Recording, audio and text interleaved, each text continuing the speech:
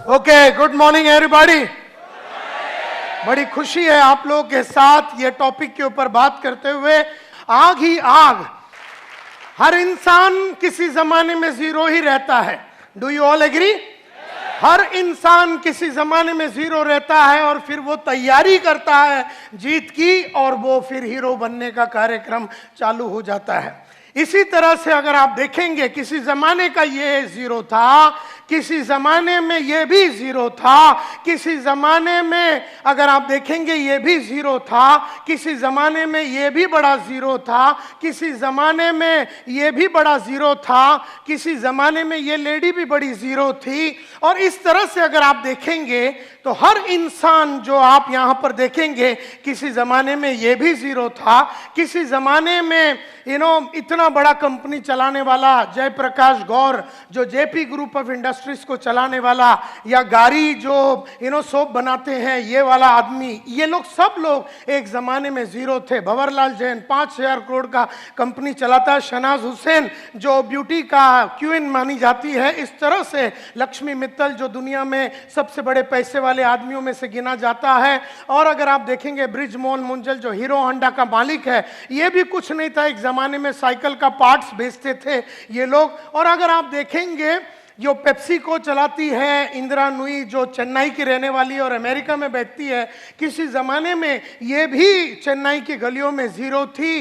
धीरूभाई अंबानी भी ज़ीरो था। शिखा शर्मा जो आज एक्सिस बैंक चलाती है as the managing director of Axis bank, ये भी एक ज़माने में ज़ीरो थी। नंदन नीलकनी जिन्होंने इन्फोसिस को शुरू किया, ये भी एक ज़माने में ज़ीरो थे। और आज के तारीख में इंडिया का सबसे नंबर 1 पैसे वाला आदमी, आज के तारीख में इंडिया में मुकेश अंबानी से भी ज्यादा पैसे वाला आदमी का नाम है दिलीप सांघवी। आज इंडिया का इस वक्त 10:30 बजे इंडिया का सबसे ज्यादा पैसे वाला आदमी है दिलीप सांघवी। एक जमाने में आज से 30 साल पहले ये भी जीरो था। सन फार्मास्यूटिकल्स का मालिक माना जाता है। आज मुकेश अंबानी से भी ज्यादा पैसा है इसके पास। मरीको इंडस्ट्रीज जो पैराशूट बनाती है, पैराशूट वगैरह बनाती है, वो कंपनी का जो मालिक है वो भी एक ज़माने में। सुनील मित्तल जो आज एयरटेल चलाता है और एक ज़माने में गली गली में जाके टेलीफोन का इंस्ट्रूमेंट्स को बेचता था और एक एक गली में जाके जनरेटर को बेचता था। अपने स्कूटर में जाके वो गली गली में स्कूटर में जाके जनरेटर को बेचता था नॉर्दर्न इंडिया में। एक ज़माने में ये भी जीरो था। एक ज़माने में सरदार वल्लभ पटेल भी जीरो थे। एक ज़माने में ये लोग सब जीरो थे। एक ज़माने में ये भी जीरो था और एक ज़माने में ये भी जीरो था। ये हीरो बन के जीरो फिर हो गया, ये हीरो बन के फिर जीरो हो गया और इसके बाजू में जो आदमी है वो हीरो का हीरो ही रह गया। तो ये जरूरी नहीं है कि जो आदमी हीरो बनता वो जीरो वापस नहीं बन सकता, और ये जरूरी नहीं है कि जो जीरो है वो हीरो बन नहीं सकता, ये भी जरूरी नहीं है। और किसी जमाने में ये भी जीरो था।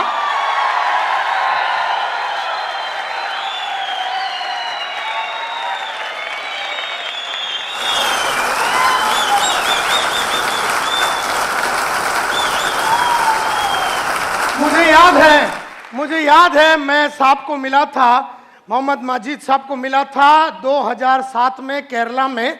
मुझे याद है मैं इनको मिला था, मेरे बाजू में बैठे थे, मैंने टॉक दिया था how to take business to the next level. 2007 की बात है, कोचिन में ताज रेसिडेंसी की बात है। उस जमाने में मैंने एक बहुत बड़ा शो किया था और उसके बाद इनको भी बुलाया गया था, तभी मैं इनसे मुलाकात की थी। 2007 की बात है, जनवरी 12 की बात है। तो ये इंसान को मैं तब से जानता हूं, तो आपको इस कंपनी में विश्वास न करने का कारण ही नहीं है,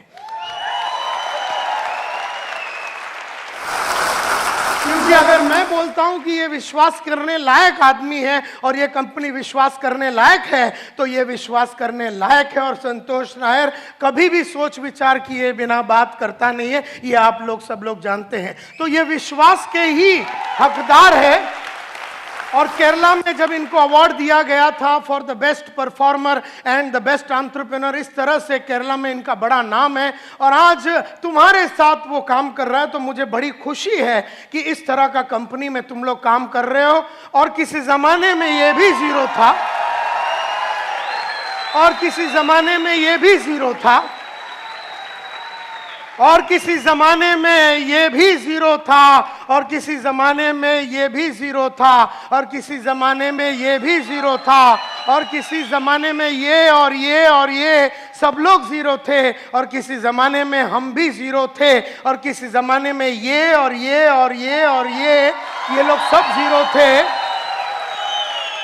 लेकिन इन सब लोगों ने जीरो से हीरो बनने का कसम खाया, और उन्होंने की जीत की तैयारी, इन्होंने की जीत की तैयारी। और ये लोग सब लोग रफ डायमंड थे, कोयले के अंदर बैठा हुआ रफ डायमंड की कोई खास कीमत नहीं होती है। फिर वो रफ डायमंड को कोयले के खजान से निकाला जाता है, फिर वो डायमंड के ऊपर 4 चीजें की जाती है। डायमंड के ऊपर 4 चीजें की जाती है। सबसे पहला उसका कलर, डायमंड की 4 क्वालिटी होती है। खास करके डायमंड की सबसे पहली क्वालिटी कलर, जो उसका नेचुरल कलर है उस पर आप कुछ नहीं कर सकते। मतलब अंदर का जो आदमी का नेचुरल जो कैरेक्टरिस्टिक्स है, जो फितरत है ना, उसको बदला नहीं जा सकता, क्योंकि अगर वो बेईमान है तो वो बेईमान है। कहने का मतलब ये है कि जो फितरत है वो बदला नहीं जा सकता, अनलेस वो बहुत मेहनत करके अपने आप में काफी परिवर्तन अगर वो लाता है तो कहने का मतलब ये है कि डायमंड की नेचुरल क्वालिटी में कलर आता है, क्लैरिटी आता है, कैरेट आता है, लेकिन नेचुरल क्वालिटी में एक चीज बिल्कुल नहीं आता है, और वो है कट। तो इंसान लोग डायमंड को करते हैं, लेकिन हम लोगों को कोई कट नहीं कर सकता। जैसे डायमंड को उठा के उसको छीनी हथौड़ी मार के उसको रफ डायमंड से क्रूअल डायमंड से उसको पॉलिश करके उसको कट करके अलग अलग जगह पे उसको फटका मार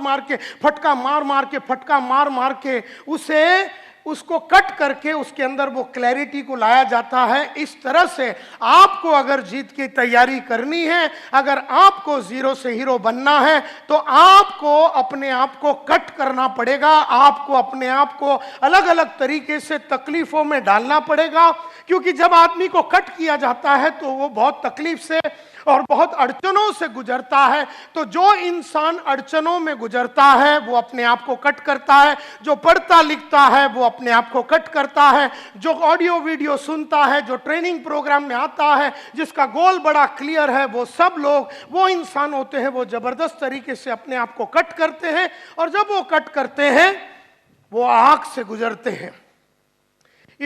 अगर आप सोने को अगर आग में डालेंगे तो तपता रहता है। इसी तरह से मैं हमेशा कहता हूं कि जो इंसान अपने आप को लगातार कट करता है वो आग से गुजरता है, और वो आग से गुजरना, आग ही आग, आग ही आग अगर मैं बोलूं, अपने आप को लगातार आग में रखना। मेरे को 50 बरस का उम्र हो गया, लेकिन 30 साल पहले जो मैंने अपने आप को आग में डाला, जिस तरीके से मैंने अपने आप को तपाने की कोशिश की, जिस तरीके से मैंने अपनी पर्सनैलिटी में आग लगा के, जिस तरह से मैंने अपने कपड़ों पे आग लगा के, जिस तरीके से मैंने अपने सोच में आग लगा के, जिस तरीके से मैंने अपने जीवन में आग लगा के अलग अलग जो पुराना था उसको जला दिया, पुराना तरीके को जला दिया, पुराना कोट को जला दिया, पुराना सोच को जला दिया, पुराना स्टाइल को जला दिया, पुराना काम करने के तरीके को जला दिया। इस तरह से जला जला के आग ही आग में रह के मैंने अपने आप को जीत के लिए तैयार किया। और इसीलिए हर इंसान,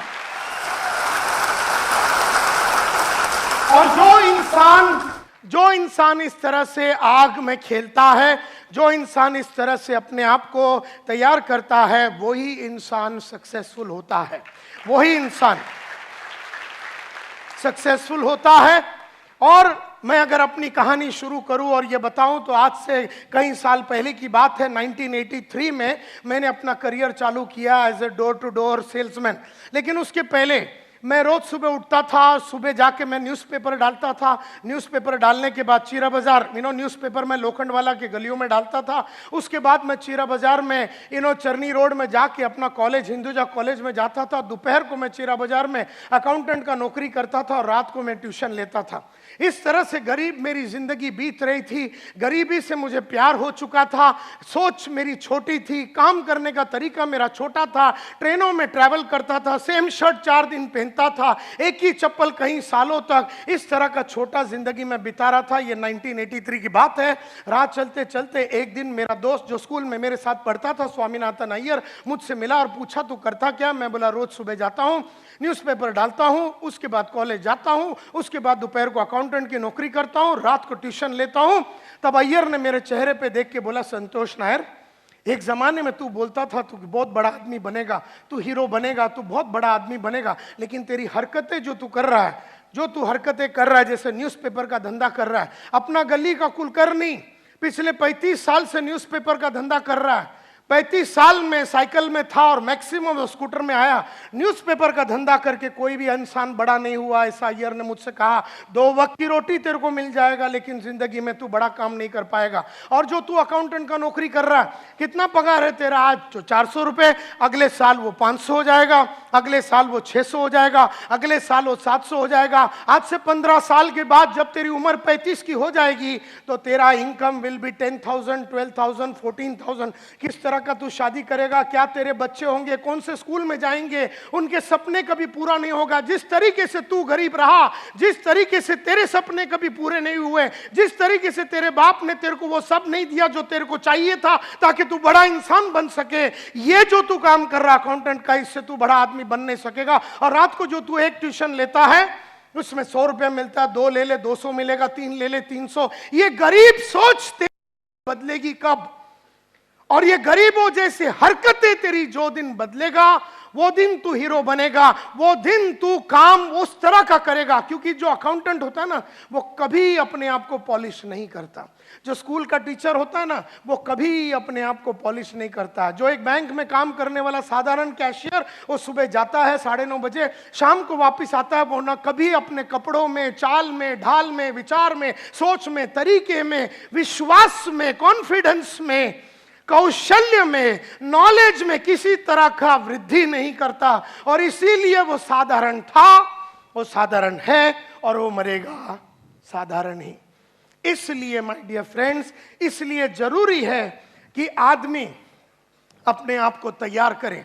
जीतना हर आदमी का गेम है, लेकिन हर आदमी अपने आप को तैयार नहीं करता। जब स्वामीनाथन अय्यर ने मुझसे पूछा और कहा कि तू लाइफ में बड़ा आदमी नहीं बनेगा, तब मैंने अय्यर से पूछा, यार तू डरा मत, मेरे को बता करना क्या है। तब उसने कहा, जिंदगी बनानी है, नाम कमानी है, इज्जत कमानी है, शोहरत कमानी है, और अपनी चाहतों के हिसाब से अगर जिंदगी जीनी है, अपनी चाहतों के हिसाब से जिंदगी जीनी है, जरूरतों के हिसाब से नहीं। अपनी चाहतों के हिसाब से अगर तेरे को जिंदगी जीनी है, चाहतों के हिसाब से मतलब आज अपने को चाहा था स्कोडा लेने का, अपने स्कोडा लिया। आज अपनी चाहत मर्सिडीज का, अपने मर्सिडीज लिया।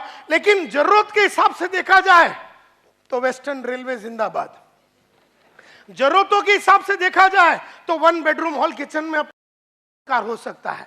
जरूरतों के हिसाब से देखा जाए तो अपनी चाल में सकती है। जरूरतों के हिसाब से देखा जाए तो अपन अपने स्कूल में अपने बच्चे लोगों को म्युनिसिपैलिटी स्कूल में डाल दिया तो उसकी जो जरूरत थी नॉर्मल एजुकेशन का, वो पूरा हो गया। लेकिन अगर आपकी बेटी की चाहत अमेरिका में जाके एक डिजाइनर बनने का और उसके लिए 1 करोड़ 9 लाख रुपया लगने वाला है, तो वो बात चाहत की है, वो जरूरत की नहीं है। और उसने जब मुझसे कहा, स्वामीनाथन अय्यर ने, कि तुझे चाहतों के हिसाब से अगर अपनी जिंदगी जीनी है, जरूरतों के हिसाब से तड़प तड़प के अगर नहीं जीनी है, तो एक ही प्रोफेशन है, एक ही धंधा है, एक ही काम है, एक ही औहदा है, एक ही चीज है जो तू कर सकता है, एक ही प्रोफेशन है, एक ही काम है जिसमें अगर तू घुस गया तो तू मालामाल बनेगा।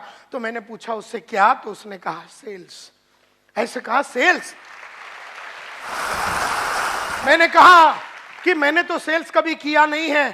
तो उसने कहा, अमिताभ एक्टिंग के पहले कभी एक्टिंग नहीं किया, आशा भोसले गाना गाने के पहले गाना कभी गाया नहीं, मोहम्मद मजीद जो साहब है वो आयुर्वेदिक के बारे में पढ़ाई करने के पहले में, उसके पहले उसको मालूमात नहीं थी, डॉक्टर बनने के पहले वो डॉक्टर था नहीं। तो हर इंसान को तैयार करना पड़ता है अपने आप को, और तुझे भी सेल्स में अपने आप को तैयार करना पड़ेगा। चला जा तू सेल्स की दुनिया में, और अगर तुझे महीने का 5,000 चाहिए तो 5,000 मिलेगा, महीने का 50,000 चाहिए तो सेल्स में 50 मिलेगा। मैंने कहा 5 लाख रुपया चाहिए तो सेल्स में मिलेगा। तेरी चाहतों के हिसाब से तेरी दुनिया चलेगी। ऐसा जब अय्यर ने मुझसे कहा तो मैंने ठान लिया मन में कि अभी तैयारी करनी है जीत की, और ठान लिया मन में कि अब जीरो रहना नहीं है, और ठान लिया मन में कि अब कट करना है अपने आप को और डायमंड बनना है लाइफ में। और तब मैंने डिसाइड किया कि मैं सेल्समैन बनूंगा। तो उन दिनों में मैंने बहुत सारे इश्तिहार में अप्लाई किया, किसी ने अपने को बुलाया नहीं। इश्तिहार पे अपन अप्लाई कर रहे थे। फिर एक दिन मैंने एक बड़ा सा एडवर्टाइजमेंट देखा, उसमें लिखा था बड़ा आदमी बनना चाहते हो, 6 महीने में बाइक लेना चाहते हो और अपने सपनों को पूरा करने चाहते हो तो आ जाओ walk in interview eureka Forbes. सुना है यूरेका फोर्ब्स? उस कंपनी का एडवर्टाइजिंग था। और हमारे पास वर्ली में, हम अंधेरी में रहते थे, वर्ली में जाने के लिए पैसा नहीं है। अपना दोस्त केवल राज सालियन के पास गया, 5 रुपया उससे उधार लिया और मैं चला गया वर्ली में।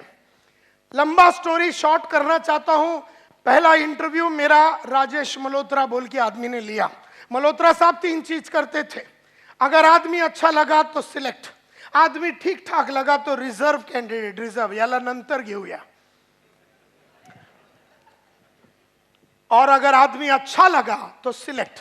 मल्होत्रा साहब ने मेरे को पहले कैटेगरी में डाल दिया, जिसमें उन्होंने मेरे को रिजेक्ट कर दिया, क्योंकि ना मैं सेल्समैन जैसा दिखता था, ना मैं बोलता था, ना मेरी सोच वैसा उनको नजर आया। उन्होंने अंग्रेजी में बहुत सारे क्वेश्चन पूछे, मैं जवाब नहीं दे सका, क्योंकि हम बर्फी वाला स्कूल में पढ़ते थे। डॉन बॉस्को एजुकेटेड मल्होत्रा साहब ने जब अपने को अंग्रेजी में बहुत सारा पूछा तो हम जवाब नहीं दे सके। मल्होत्रा साहब ना सिलेक्ट किया ना रिजर्व में डाला, उन्होंने रिजेक्ट कर दिया। और कहा मुंह पे देख के ये कि हम 15 दिन में बताएंगे। तभी मुझे नहीं मालूम था कि 15 दिन में बताने का मतलब है कि अपने को ऑलरेडी उसने रिजेक्ट कर दिया।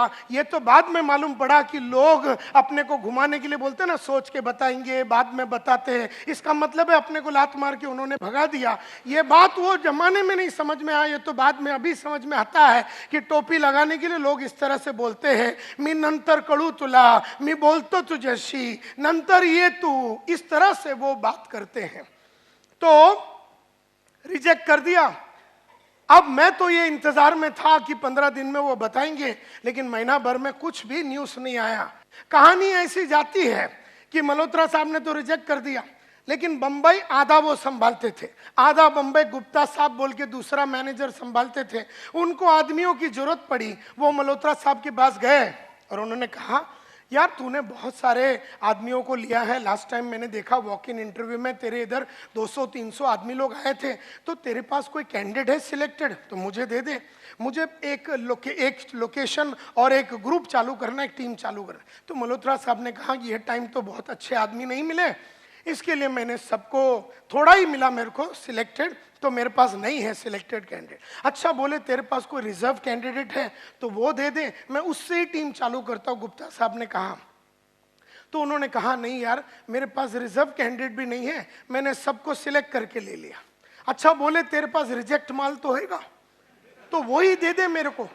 तो मल्होत्रा साहब को गुप्ता साहब को मल्होत्रा साहब ने वो जो 150-200 आदमी जिसको उन्होंने रिजेक्ट किया था, वो रिजेक्टेड आइटम का सब फॉर्म दे दिया, उसमें अपना भी नंबर था। उस रिजेक्टेड फॉर्म के अंदर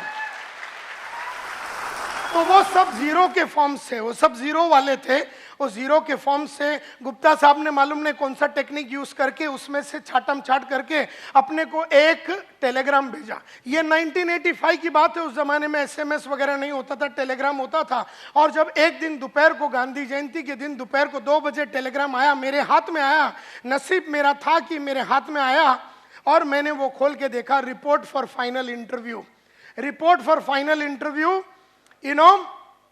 ऐसा करके उसमें लिखा था 3 तारीख अक्टूबर को आ जाओ, सुबह 9:30 बजे फाइनल इंटरव्यू है। मैंने किसी को बताया नहीं, भाग भाग के गया अगले दिन वहां पर और उनके पास जाके इंटरव्यू दिया। उन्होंने कहा क्या करना चाहोगे? ऐसे सर आप बताइए, आप जैसा बोलेंगे वैसा करेंगे। आप बोलेंगे चर्च गेट में रोज सुबह चड्डी सर पे पहन के खड़े रहने से पैसा मिलता है, तो मैं एक रात पहले से ही खड़ा हो जाऊंगा। आप मेरे को बताओ करने का क्या है।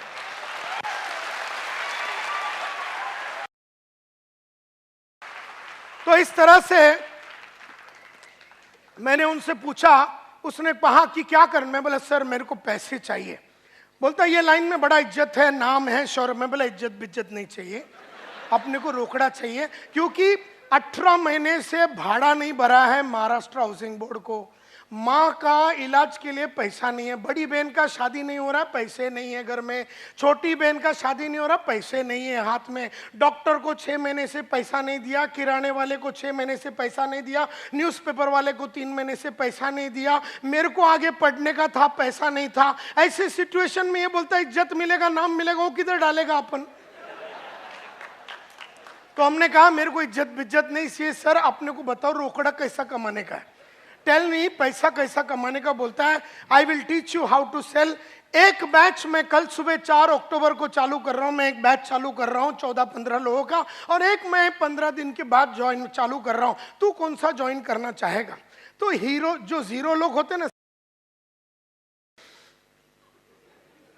तो मैंने बोला 15 दिन के बाद आता हूं। ये 0 लोग का यही काम होता है, कल सुबह मौका है, वो 0 लोग कभी पकड़ेंगे नहीं, 15 दिन डीले कर। मैं बोला 15 दिन के बाद आता हूँ, बाकी सब काम सल्टा बिल्टा के मैं आता हूँ। अभी सल्टाने के लिए क्या है लाइफ में? कुछ भी है नहीं, 8 आना है नहीं तेरे जेब में, क्या सल्टाएगा तू? फिर 0 लोग ऐसे बात करते हैं, मैं सल्टा के आता हूँ जैसे कि अंबानी की औलाद है, बहुत कुछ सल्टा के आने का है, इधर कुछ है नहीं।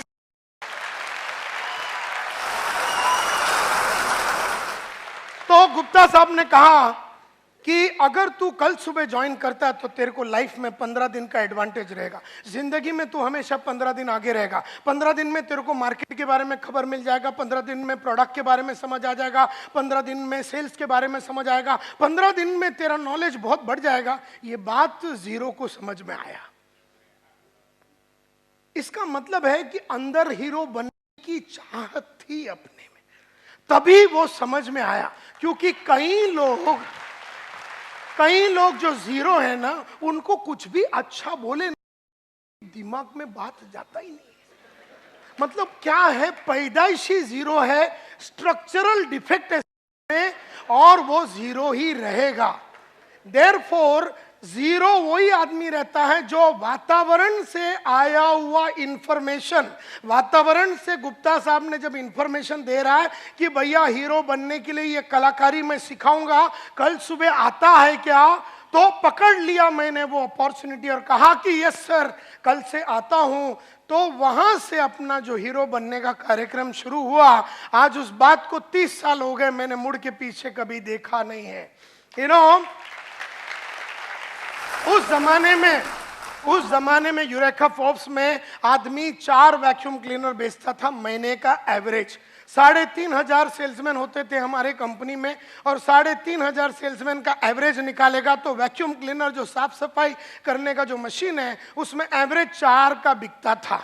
हर आदमी 4 बेचता था, 2, 3, और अगर आपने 6, 7 बेच दिया तो आपका ब्रांच मैनेजर आपको बढ़िया होटल, उड़पी होटल है गुरुदेव बोल के सामने, उसमें वो लेके जाता था। और अगर आपने 10, 12 बेच दिया तो आपका रीजनल मैनेजर आपको उससे भी बढ़िया होटल में, एयर कंडीशन होटल में लेके जाके खाना भी ना खिलाएगा। और अगर आपने 12 या 14 बेचा तो आपका कंपनी का मैनेजिंग डायरेक्टर, हमारा कंपनी का मैनेजिंग डायरेक्टर अखिल मार्फतिया, अपना स्टैंडर्ड 2000 रोवर कार, जो उस जमाने में सबसे महंगा गाड़ी होता था, उसमें आता था और ज्वेल ऑफ इंडिया बोल के एक रेस्टोरेंट है वर्ली में, वहां लेके जाता था। तुमको बियर चाहिए, चिकन चाहिए, जो भी चाहिए खिलाएगा, और बदन का कोई भी पार्ट पे चुम्मा लगाने को रेडी था। अगर तुमने 14 बेचा और मार्फतिया साहब को बोला इधर चुम्मा लगाओ, तो वो तेरे कुंडी में चुम्मा लगाएगा, क्योंकि उसको सेल्समैनों से बहुत प्यार था। उसको लगता था कि जो 14-15 बेचता वो बापू है, बापू। और वो जमाने में अपना 5 दिन का ट्रेनिंग हुआ, 4 अक्टूबर को ज्वाइन किया, 11 अक्टूबर को ग्रैंड रोड बाजार में अपन उतरा। You know, my territory was red light area. मेरे को मेरे बॉस ने बोला उधर जा। मैं बोला सर उधर कैसा माल बेचेंगे, वैक्यूम क्लीनर? बोलता उधर बहुत पोटेंशियल है। तो मेरे को लगा कि गुप्ता साहब जाते होंगे तो उनको पोटेंशियल के बारे में ज्यादा मालूम है, तो मैंने मन में ठान लिया कि मैं उधर ही बेचेगा। लेडीज एंड जेंटलमैन, मुझे खुशी है कि 20 दिन में मार्केट में था वो एरिया के अंदर 26 वैक्यूम क्लीनर बेचा मैंने पहले महीने में। तो सबको लगा कि फ्लूक में हुआ, मेरे को भी लगा फ्लूक में हुआ। कभी कभी अपन डायमंड भी फ्लूक में बन जाते, अपने को पता ही नहीं चला बना कैसे, लेकिन बन गए, तो इसी तरह से 26 बिका ऐसे फ्लूक में। ऐसा मुझे भी लगा, दुनिया को लगा, लेकिन फ्लूक नहीं था, क्योंकि अगले महीने में मैंने 32 बेचा, उसके अगले महीने में मैंने 33 बेचा, उसके अगले महीने में मैंने 36 बेचा, उसके अगले महीने में 37 बेचा, उसके अगले महीने में 39 बेचा, उसके महीने में 41 बेचा, उसके अगले महीने में 43 बेचा। लेकिन मैंने जीवन में पिछले महीने से कम कभी नहीं बेचा, कभी नहीं बेचा। तो उन्होंने मेरे को इंडिया का नंबर 1 सेल्समैन बन गया, इंडिया का रातों रात नंबर 1 सेल्समैन मैं बन गया। तो उन्होंने मेरे को ग्रुप लीडर बना दिया, मेरे साथ 4 आदमी डाल दिया, इंडिया का नंबर 1 ग्रुप लीडर बना। तो उन्होंने 12 आदमी दे दिया एक ग्रुप लीडर के साथ, मैं इंडिया का नंबर 1 सेल्स सुपरवाइजर बना। तो उन्होंने फिर मेरे को ब्रांच मैनेजर बनाया, 29 आदमी दिए, मैं इंडिया का नंबर 1 ब्रांच मैनेजर बना। पहली बार इंडिया में 200 सेल एक ब्रांच ने हमने किया, पहली बार 300 सेल यूरेका फोर्ब्स में हमने किया, पहली बार 400 सेल एक ब्रांच ने हमने किया, पहली बार 500 सेल एक ब्रांच में हमने किया। हमारा काम ही था रिकॉर्डें बनाना और रिकॉर्डों को तोड़ना। इस तरह से हमने अपना जीवन को चालू किया और फिर हम डेप्यूटी डिविजनल सेल्स मैनेजर बने, डिविजनल सेल्स मैनेजर बने, एरिया सेल्स मैनेजर बने, रीजनल सेल्स मैनेजर बने। और फिर उसके बाद सीज फायर बोल के फायर एक्सटिंग्विशर कंपनी, लाल कलर का जो फायर एक्सटिंग्विशर है, उस कंपनी में डीजीएम बने और जनरल मैनेजर बने। और फिर उसके बाद एक ट्रेनिंग कंपनी टीम प्रोडक्टिविटी बोल के कंपनी में वाइस प्रेसिडेंट बने और वहां का हम डायरेक्टर बने। और 15 साल पहले हमने स्मार्ट बोल के ये ट्रेनिंग कंपनी शुरू की, जो इंडिया का जाना माना ट्रेनिंग कंपनी, हिंदुस्तान यूनिलीवर होवे, कोको कोला होवे, प्रॉक्टर एंड गैम्बल होवे, फोर्ड होवे, हुंडई होवे, महिंद्रा एंड महिंद्रा होवे, एशियन पेंट्स होवे, दुनिया की बेहतरीन कंपनियों को ट्रेन करने के बाद आज से करीबन 8-9 साल पहले हमने कहा कि अब ये बड़े कंपनियों को छोड़ देंगे और small medium nano micro enterprises, जो छोटे धंधे वाले 10 करोड़ 100 करोड़ 25 करोड़ 50 करोड़ ऐसे लोगों के साथ काम करेंगे। और आज हम लोगों का कंपनी पूरा छोटे और मीडियम एंटरप्राइजेस के धंधे वालों के लिए काम करती है। इस तरह से एक भयंकर 120 जन का कंपनी को हमने बनाया। मुझे याद है मेरा पहला घड़ी था हेनरी सैंडोज एंड फिल्स, पहला घड़ी था मेरा हेनरी सैंडोज एंड फिल्स, 25वां हैंड है मेरे ख्याल से, जो मेरे बाप ने मेरे को गिफ्ट दिया था, सेकंड हैंड भी नहीं था वो, 25वां हैंड था, 25 रुपया का लिया था मेरे फादर ने, वो मेरा पहला घड़ी था। मैंने टारगेट रखा कि मैं 500 रुपया का सिटीजन कॉर्ड्स खरीदूंगा मेरे पहले पगार से, और मैंने वो खरीदा। उसके बाद मैंने लक्ष्य रखा, पर्पस रखा, गोल रखा कि अब मैं 1200 का घड़ी खरीदूंगा, टाइटन क्लासिक खरीदा। फिर मैंने लक्ष्य रखा कि मैं 5000 का घड़ी खरीदूंगा, फिर मैं 50,000 का घड़ी खरीदूंगा। फिर लक्ष्य रखा 1 लाख, 2 लाख, 3 लाख, 4 लाख, 5 लाख, 5,60,000 रुपए का मैंने घड़ी का टारगेट रखा और मैंने रोलेक्स का घड़ी 5,60,000 का खरीदा। मुझे याद है मेरा जो पहला पेन होता था वो 2 रुपए का शार्प का पेन होता था, जो वेस्टर्न रेलवे में अपन ट्रेन में जब जाते हैं तो वो बेचने के लिए आदमी आता है। तब मैंने टारगेट रखा कि मैं विल्सन का पेन रखूंगा 40 रुपया का, 40 रुपए का विल्सन का पेन रखता था। उसके बाद मैंने बोला कि अब मैं पेन रखूंगा 100 रुपये का, और फिर वो 100 रुपये का मैं फ्लेयर का पेन रखता था।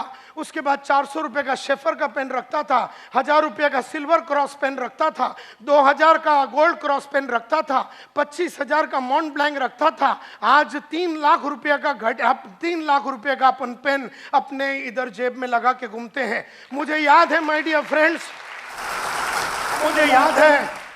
मुझे याद है माय डियर फ्रेंड्स कि मेरा पहला महीने का सैलरी था 500 रुपया। फिर मैंने कहा, लक्ष्य रखा कि अब मैं 5,000 रुपया कमाऊंगा महीने का। भागा भागा भागा, अपने आप में परिवर्तन लाया, कपड़ों में परिवर्तन लाया, बोली में परिवर्तन लाया, चाल में परिवर्तन लाया, सोच में परिवर्तन लाया, सोच में कंप्लीट परिवर्तन लाया। और फिर हमने कहा 50,000 रुपये महीने का कमाएंगे, फिर हमने कहा 2 लाख महीने का कमाएंगे, फिर हमने कहा 5 लाख रुपये महीने का कमाएंगे। जब हम 5 लाख रुपये महीने का कमाते थे, हमने लक्ष्य रखा, पर्पस रखा, गोल रखा कि अब ये महीने का कार्यक्रम नहीं चलाएंगे, अब हमको दिन का चाहिए। तो दिन का हमने टारगेट रखा कि हम 3,000 रुपया कमाएंगे, फिर दिन का 10,000 रुपया कमाएंगे, दिन का 4 लाख कमाएंगे, दिन का 5 लाख कमाएंगे, दिन का 7 लाख रुपया। जब दिन का 7 लाख रुपया कमाते थे तो हमने कहा अब ये इस तरह का गरीब जिंदगी हम जी नहीं सकते दिन में, खाली 7 लाख रुपया कमा के कैसा आदमी जिएगा दिन में। तो हमने कहा अब ये दिन का कार्यक्रम नहीं, अभी अपने को घंटे का चाहिए। तो हमने घंटे का फिर रखा 10,000 रुपया, फिर घंटे का 20,000 रुपया, फिर घंटे का 3 लाख रुपया। इस तरह से हमने अपना जीवन को बिताया। जैसे जैसे पैसा ज्यादा कमाने का था हमने अपना नॉलेज को बढ़ाया, अपने नॉलेज को बढ़ाया, कई किताबें पढ़ी, ऑडियो देखे, वीडियो देखे, नॉलेज को कंप्लीटली बदला और फिर उसके बाद एटीट्यूड्स में बदलाव लाया और बहुत सारे 5 लाख रुपया पर घंटे के लिए कमाने के लिए जो स्किल्स लगता है, कौशल्य लगता है, सेलिंग स्किल्स लगता है, नेगोशिएशन स्किल्स लगता है, प्रेजेंटेशन स्किल लगता है, लीडरशिप स्किल लगता है, चेंज मैनेजमेंट स्किल्स लगता है, इंटरव्यूइंग स्किल्स लगता है, बहुत कौशल्य लगता है कमाने के लिए। देयरफॉर बहुत सारे अलग अलग कौशल्य डेवलप किया। और फिर अगर आपको बहुत सारा कमाना है और आगे बढ़ना है तो आदतें बदलनी पड़ेंगी। तो आदतों में बहुत परिवर्तन लाया, बहुत ज़्यादा परिवर्तन लाया। सुबह उठने की आदत, टीवी ना देखने की आदत और पढ़ाई करने की आदत, झूठ ना बोलने की आदत, आधा महीने में पूरा महीने का काम करने का आदत, टाइम वेस्ट ना करने की आदत, ऐसी बहुत सारी आदतें डाली। और therefore knowledge, attitude, skills, habits और स्ट्रेटजीज लगातार अपने क्लाइंट्स को बदलता रहा। एक जमाने में जो क्लाइंट मेरे को 20,000 रुपया देता था तो उसके सामने खड़े रह के डांस करता था।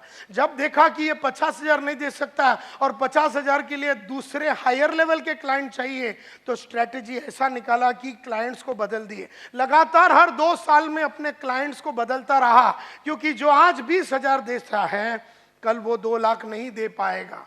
एंड देयरफॉर आज जो 20,000 रुपया देता है 2 साल के बाद उसको मैं छोड़ देता हूं और उसको पकड़ता हूं जो 50,000 रुपया आज दे सकता है। और जब अपने को 1 लाख रुपया चाहिए तो उसको छोड़ देता हूं और जब अपने को 2 लाख चाहिए तो फिर इसको छोड़ देता हूं। जैसे जैसे अपने को अगले लेवल पे जाना है तो वो पुराना नॉलेज को छोड़ देना पड़ेगा, पुराने एटीट्यूड्स को छोड़ देना पड़ेगा, पुराने आदतों को छोड़ देना पड़ेगा, पुराने कौशल्यों को छोड़ देना पड़ेगा, पुराने स्ट्रेटजीज को छोड़ देना पड़ेगा। हम में से कईयों का प्रॉब्लम यह है कि हमारी नॉलेज, एटीट्यूड, स्किल्स, हैबिट्स और स्ट्रेटजी सेम रही है और हमारी चाहत उसके आगे निकल गई। तो चाहत मेरी 5 लाख की है लेकिन हरकतें मेरी 20,000 वाली है। चाहत मेरी 5 लाख की है, कपड़े मेरे 20,000 वाले हैं। चाहत मेरी 5 लाख की है, सोच मेरा 20,000 का है। चाहत मेरी 5 लाख की है, कौशल्य मेरी 20,000 की है। चाहत मेरी 5 लाख की है, आदतें मेरी 20,000 वाली है।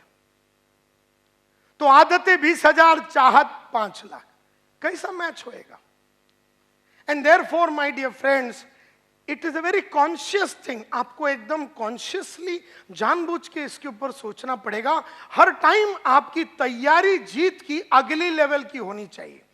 आज जो जीत है वो 1 लाख की जीत है, कल का जीत तो 5 लाख की जीत है, परसों का जीत तो 10 लाख का जीत है। और देयरफॉर तैयारी 24 आवर्स मरते दम तक आपको करते रहना है। अभी गरीबों का प्रॉब्लम क्या है मालूम है? ये तैयारी ही नहीं करते। इनको जो घर है ना वो घर से बहुत सुख है। ये जो चाल में रहते हैं उस चाल का सुगंध इनको बहुत अच्छा लगता है। ये जो रेलवे स्टेशन के बाजू में रहते हैं उनको उधर का सुगंध और आवाज, रेलवे का आवाज नहीं आवे, नींद नहीं आवे। तो इस तरह से गरीबों की प्रॉब्लम क्या है कि गरीब जैसा था। कल मेरे ऑफिस में मैं निकल रहा था, एक लड़का है मेरे कंपनी में, नाम नहीं लूंगा, उसका अंग्रेजी बराबर नहीं है। तो मैंने उसको कहा कि हर रात मैं अपने आप को इंप्रूव करने के लिए, अंग्रेजी को इंप्रूव करने के लिए ये किताब लिखता हूँ। मैं उसको किताब बताया, वो किताब कैसे लिखता हूँ, मैं रोज कैसे शब्दकोश को बढ़ाता हूँ, सब कुछ बताया। और मैंने उसको बोला ये किताब लेके तू आज जाना। 1 घंटे के बाद मैं ऑफिस में वापस आया तो बोल रहा मैं घर जा रहा हूँ। मैंने तूने वो किताब लिया? बोले नहीं सर, ईस्ट में है ना। अब हम वेस्ट में बात कर रहे थे, बोले ईस्ट में है, अंधेरी ईस्ट के ऑफिस में है। तो मैं ना नोटबुक में लिखता हूं। मैं बोले यही प्रॉब्लम है, तुम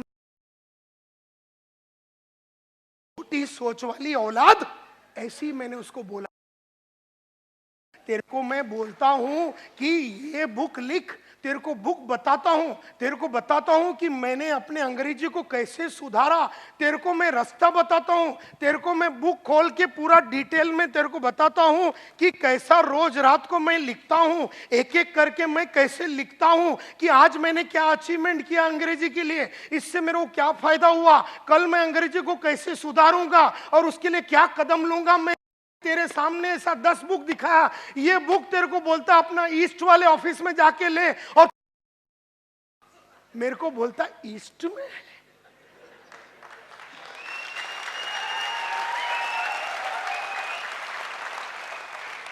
यही बात करने के लिए मैं 3 लाख रुपया लेता हूं तेरे को फ्री में, तू हमारे कंपनी में काम करता है, तो बोलता मैं नोटबुक में लिखूंगा। अबे मैं बोला नोटबुक में लिखना, और ये नोटबुक जिसमें नायर साहब की चित्र है, तो जब ये खोलेगा ना, इसका नाम है 21 day habit and confidence multiplier, यानी इंग्लिश की हैबिट, या फिर अभी इसको अगर हेल्थ के लिए यूज करना, अगर आपका वजन बहुत ज्यादा है, आपको वजन कम करना, 21 दिन में आपको 10 किलो कम करना, 21 दिन में 21 दिन में डायमंड बनना है ना, रोज रात को ये लिखने का, 21 दिन में आप बन सकते हैं। कुछ भी आपको अंग्रेजी सीखना है 21 दिन में आप सीख सकते हैं, आपको अरबिक सीखना है 21 दिन में। जब मैंने उसको बताया ये सब बातें, तो बोलता मैं नोटबुक में लिखूंगा। यही सोच है एक छोटे आदमी का, कि जब बड़े विचार उसके सामने पेश किया जाता है, बड़े तरीके से काम करने का रास्ता उसको दिखाया जाता है, तब आदमी छोटेपन पे ही बैठा रहना चाहता है।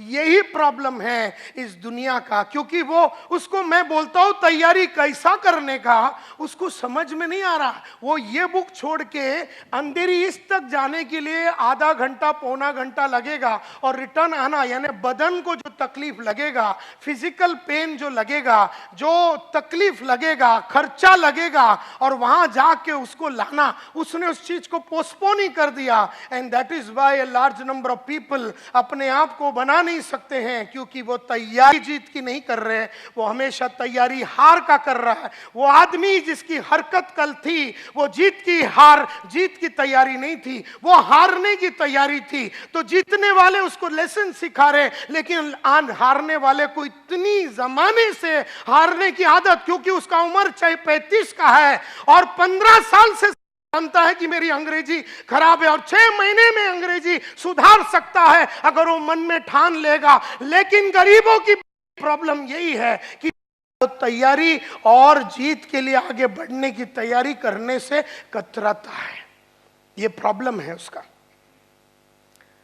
देयरफॉर मैं यहां खड़े रह के मुजरा करूं या कुचिपुड़ी करूं या भरतनाट्यम करूं, गरीबों को ठेंगा कोई फर्क पड़ने वाला नहीं है।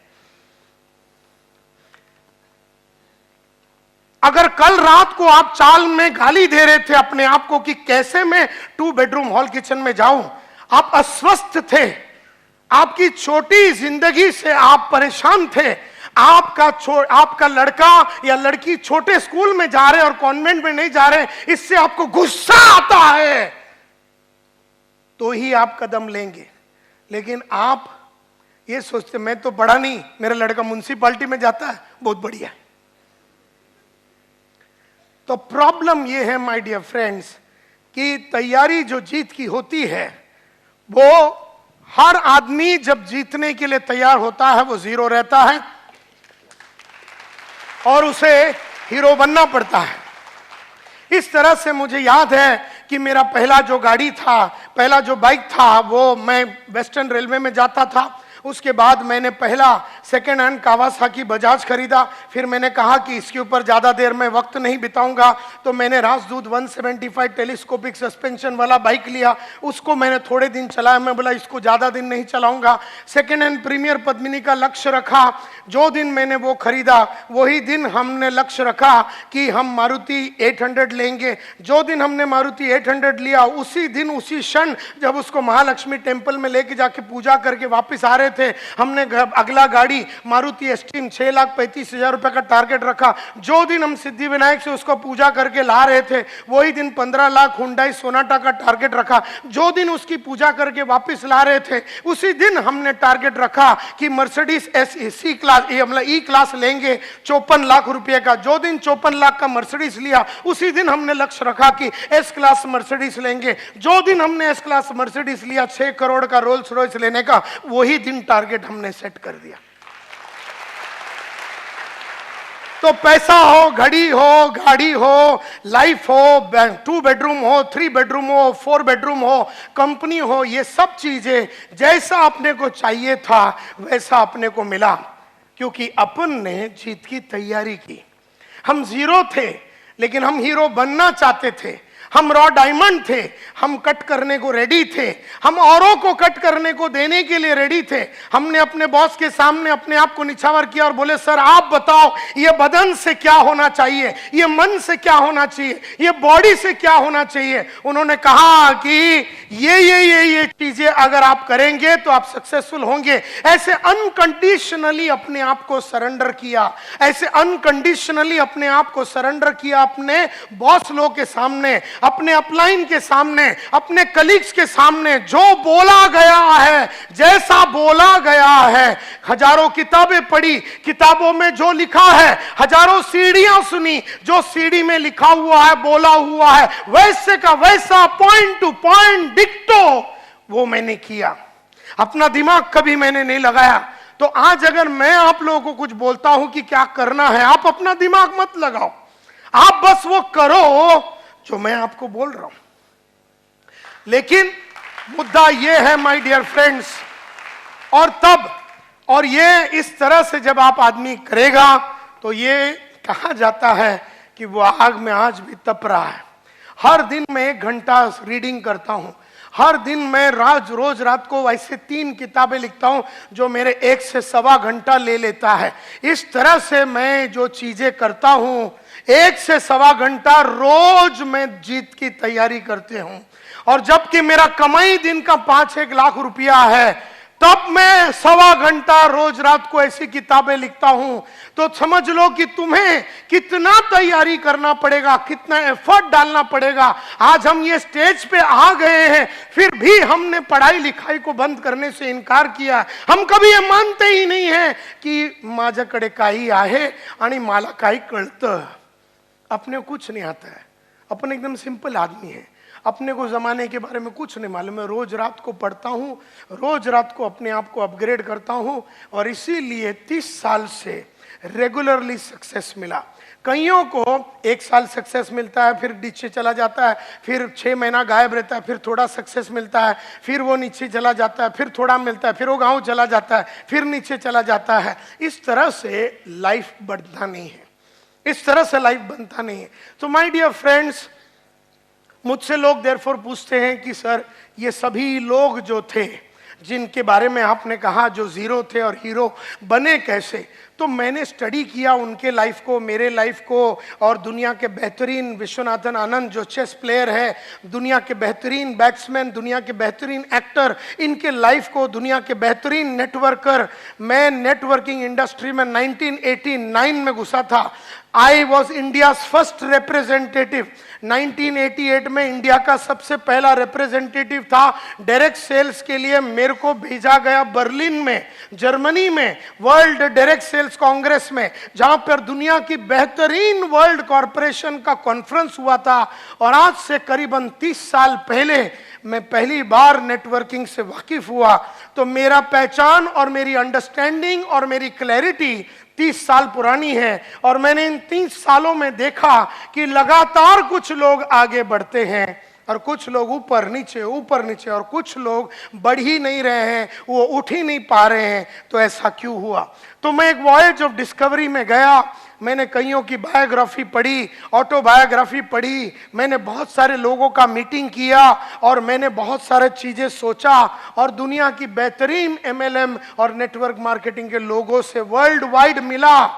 एमवे का मालिक, एवरीश्लेन का मालिक, एवॉन का मालिक, सब मेरे बाजू में बैठे रहते थे आज से करीबन 25-30 साल पहले। और उन सब लोगों को वर्ल्ड की सबसे बढ़िया कंपनी की, एमएलएम कंपनी की लोगों से मेरा उठना बैठना हुआ था 30 साल पहले। उन सब से सीखा और मैंने पूछा अपने आप से, दुनिया के लिए पूछा कि सक्सेस का फॉर्मूला क्या है। तब मुझे समझ में आया, success everybody wants it, yes और नो। मैंने देखा कि किसी को भी पूछो सक्सेस चाहिए, तो मुझे लगा कि हार्ड वर्क शायद सक्सेस का फॉर्मूला रहेगा। लेकिन मैं आज आपको बताना चाहता हूं, हार्ड वर्क का सक्सेस से कोई लेना देना नहीं है। क्योंकि अगर हार्ड वर्क ही सक्सेस का फॉर्मूला है तो मेरे बाजू में एक आदमी रिक्शा चला रहा, पिछले 30 साल से गरीब था, गरीब है, गरीब रहेगा। तो हार्ड वर्क का सक्सेस से कोई लेना देना नहीं है। हाँ, शायद हार्ड वर्क एक चीज हो सकता है सक्सेस के लिए, एक एलिमेंट हो सकता है सक्सेस के लिए, लेकिन सिर्फ हार्ड वर्क से आदमी लाइफ नहीं बना सकता। क्योंकि अगर सिर्फ हार्ड वर्क करना है तो मजदूर लोग भी रोज हार्ड वर्क करते हैं लेकिन उनका लाइफ सक्सेसफुल नहीं होता। देयरफॉर हार्ड वर्क शायद सक्सेस का एक फॉर्मूला है, लेकिन सिर्फ हार्ड वर्क से सक्सेस नहीं मिलता। फिर हमने देखा कि सीक्रेट ऑफ सक्सेस अगर जानना है तो क्या देखना है, हमें क्या यह देखना है कि आदमी ने क्या किया।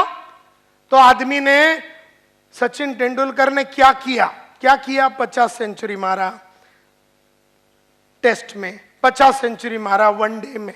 आदमी ने क्या किया सब देख रहे हैं। आदमी ने क्या किया, मोहम्मद माजिद साहब 40,000 करोड़ के मालिक है, आज इतना फैक्ट्री है, ये है, सेमी डायरेक्ट इतना वर्ल्ड वाइड कॉरपोरेशन है।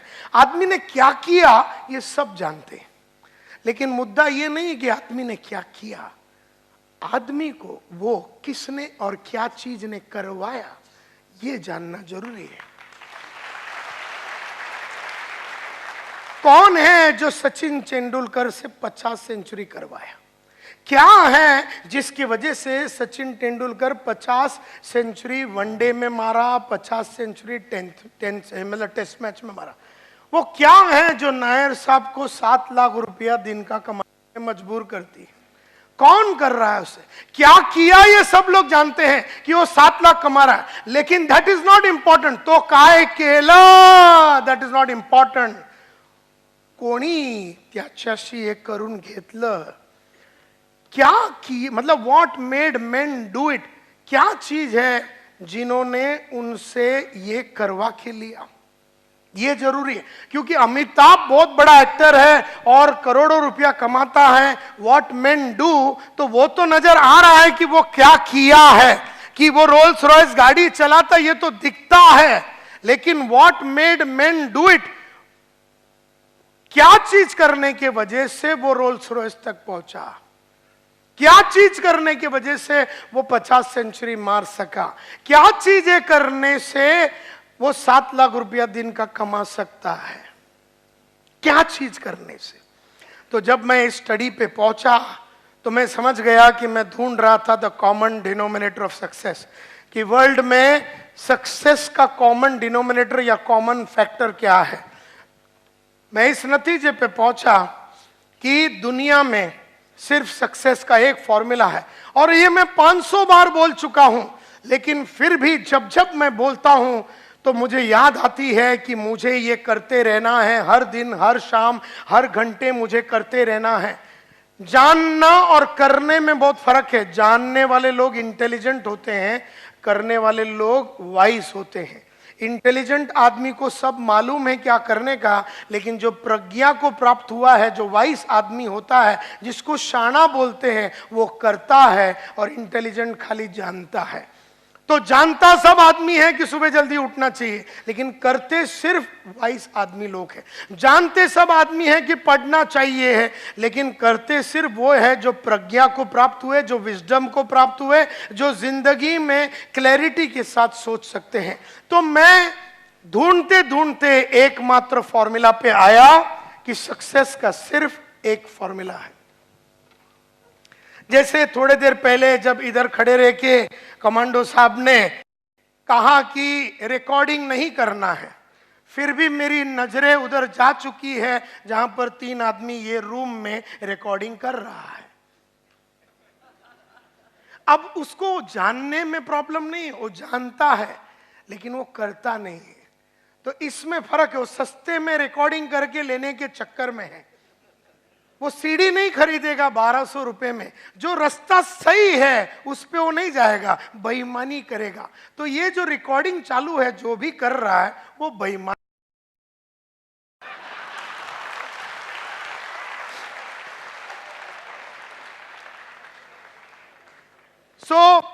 क्योंकि उसको बोलने के बावजूद समझ में नहीं आता।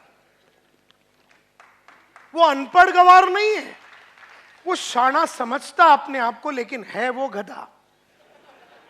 समझने से शाना कोई नहीं होता, बनने से ही शाना होता है। तो सक्सेस का एकमात्र फॉर्मूला है और वो है ये: The secret lies in the fact that successful people form the habit of doing things that failures don't like to do. बड़ा सिंपल है। सक्सेस का फॉर्मूला सिर्फ एक ही है। सक्सेस का फॉर्मूला सिर्फ एक ही है और वो ये है: the secret of success. Success का सीक्रेट कहां पर है?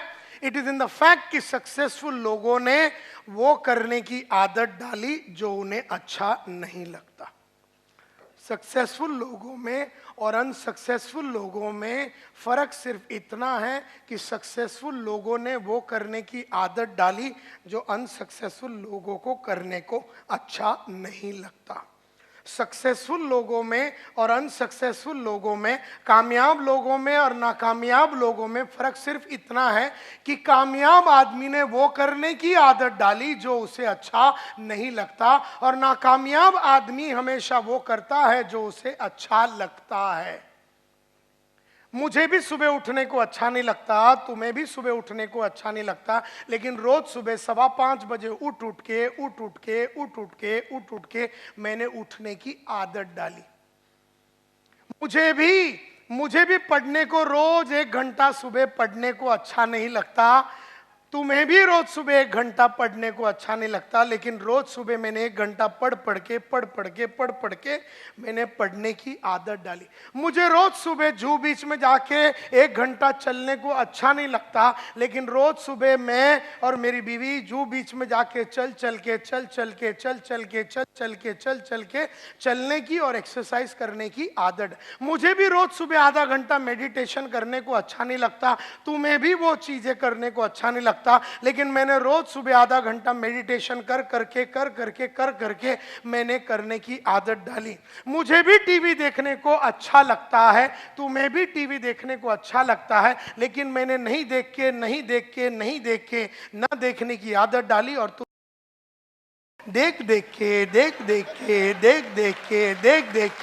देखने की आदत डाली। तुम जो भी कुछ हो तुम्हारी आदत के वजह से हो, मैं जो भी कुछ हूं मेरी आदत के वजह से हूं।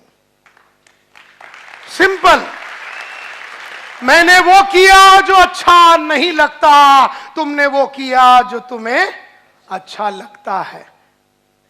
सिर्फ एक ही फॉर्मूला है सक्सेस का, और गरीब हो या अमीर हो सब पे लागू होता है एक कच फॉर्मूला: वो करो जो अच्छा नहीं लगता। मुझे भी बड़े बड़े लोगों को मिलने को अच्छा नहीं लगता, तुम्हें भी बड़े बड़े लोगों को मिलने को अच्छा नहीं लगता, लेकिन मैंने बड़े बड़े लोगों को मिल मिल के अपना बड़े लोगों को मिलने का कॉन्फिडेंस बढ़ाया। हम लोग छोटे लोगों को मिल के छोटे लोगों में खुश रहने की हमने आदत डाली। मुझे भी झूठ बोलने को अच्छा लगता है, तुम्हें भी झूठ बोलने को अच्छा लगता है, लेकिन मैंने नहीं बोल के न बोलने की आदत डाली। और कई डाउनलाइन ने अपने अपलाइन को टोपी लगा के टोपी लगाने की आदत डाली।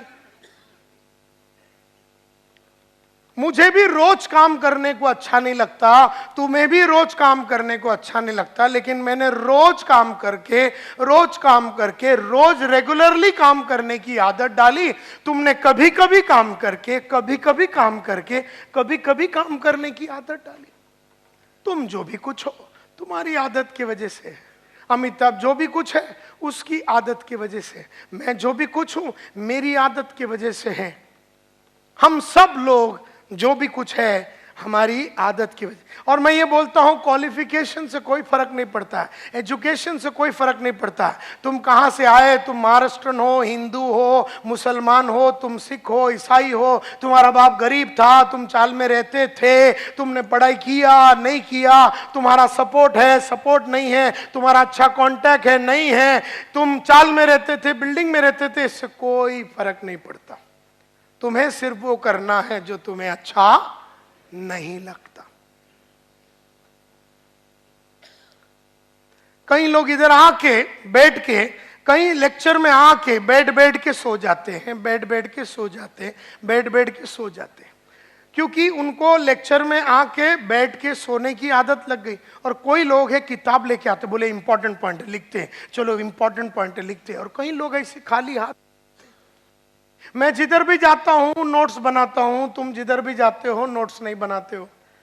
फर्क सिर्फ इतना ही है, मैं वो बुक लेके आता हूं और पॉइंट लिखता हूं। मैं प्रोग्राम खत्म होने के बाद रात को घर में जाता हूं और पूरे दिन में जो प्रोग्राम में जो ट्रेनर ने सिखाया, करीबन 1.5 से 3 घंटा बैठ के पूरा दिन में क्या सीखा वो पूरा लिख देता हूं। तो तुम्हारे जगह पे मैं आज अगर होगा तो रात को सोने के पहले 200 पेज की किताब में संतोष नायर ने आज सुबह 10 बजे से लेके 10:30 से लेके 1:30-2 बजे तक क्या बताया वो मैं पूरा लाइन से लिखूंगा। नायर साहब ने सक्सेस का फॉर्मूला बताया, नायर साहब ने बताया, नायर साहब ने ये बताया। ऐसे लिखते लिखते मैं 3-3:30 बजा डालूंगा। और तुम में से कई ऐसे लोग हैं बराबर रात को 10 बजे राणा प्रताप देखेंगे, उसके बाद कुछ तो लोग कहेंगे देखेंगे, उसके बाद 11 बजे आहट देखेंगे, और फिर बाजू में जो आइटम है उसको पकड़ के सो जाएंगे। जब तुम सो रहे हो मैं लिख रहा हूं, जब तुम सो रहे हो और कार्यक्रम कर रहे हो मैं लिख रहा हूं। फर्क सिर्फ इतना है, मैं लिखने के बाद कार्यक्रम करता हूं, तुम कार्यक्रम करके सो जाते हो।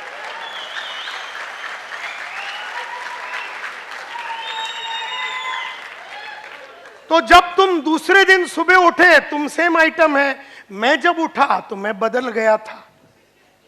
तो मैं कल और आज में सेम आदमी नहीं हूं, तुम कल और आज में सेम आदमी हो। ये तुम्हारी आदत है। इसके लिए जीत की तैयारी मैंने कल रात को की, तुमने दूसरा कुछ तैयारी किया। मैं जीतने की तैयारी की, तुम मजा किया। मजा करने से जीतता नहीं है आदमी। मजा भी करना चाहिए, मैं ना नहीं बोलता हूं, घूमना चाहिए, फिरना चाहिए, टीवी देखना चाहिए, लेकिन अपना वो काम जो तुम्हें अच्छा नहीं लगता वो करने के बाद तुम्हें वो करना है, एंड नॉट बिफोर दैट।